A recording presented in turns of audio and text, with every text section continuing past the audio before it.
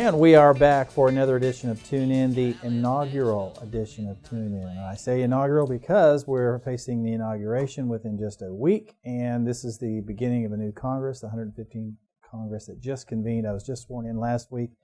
This is the week between swearing in and inauguration. So we'll give an opportunity to kind of view what we're up against in the coming year and what my priorities are to try and get things off to a good start here in the 115th Congress. First and foremost, obviously, we know that the news about Obamacare, and that's going to be one of the things that we wrestle with almost immediately. What will happen is kind of a concurrent attempt to make the worst parts of Obamacare go away through the budget resolution and budget reconciliation that will happen fairly quickly. In fact, that should happen in the first 2 weeks of session. But then we have to go to work on refining the policy and delivering a health care policy that meets the standards that we need, that American people need. Hopefully we'll have bipartisan support for that. But stay tuned because we will keep you updated as that starts to develop. But we are working hard on that. Personally, what am I working on? A couple of things that impact us at home. One of the things, believe it or not, is cormorants. Well, what are cormorants? Well, they're these birds that circle around our fish ponds, our fish farmers. Particularly you see those down in the southern end of the district, catfish farmers, bait fish farmers. These cormorants can decimate a pond quickly, and it can really end an aquaculture endeavor if they're not managed.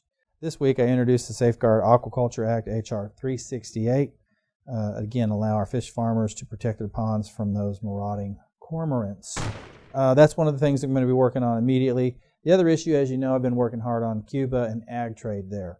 I'm going to reintroduce that. We'll have tremendous support for it, more support in the 115th Congress than we did in the previous session.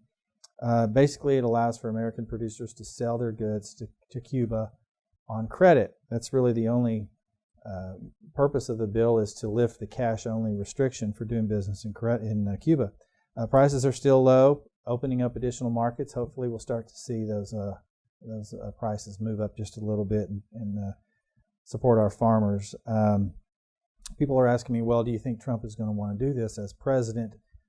Will he support this? Because as candidate Trump, he was indicated that he would repeal or rescind all of those executive orders that President Obama implemented in his tenure.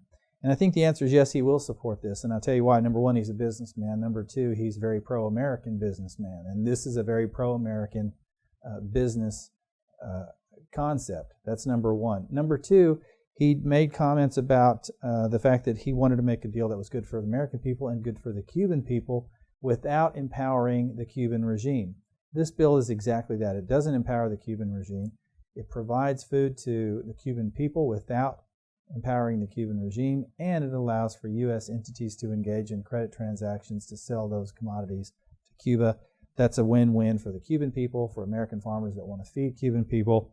And we know that Cuba, however productive we might attempt to make them with regard to their own agriculture, they're still going to require on 80% imports to feed themselves. That bell is sounding the call for me to go and vote. So I'm going to wrap this up real quick and let you know that we do expect a positive response on our Cuba Trade bill once again in the 115th Congress.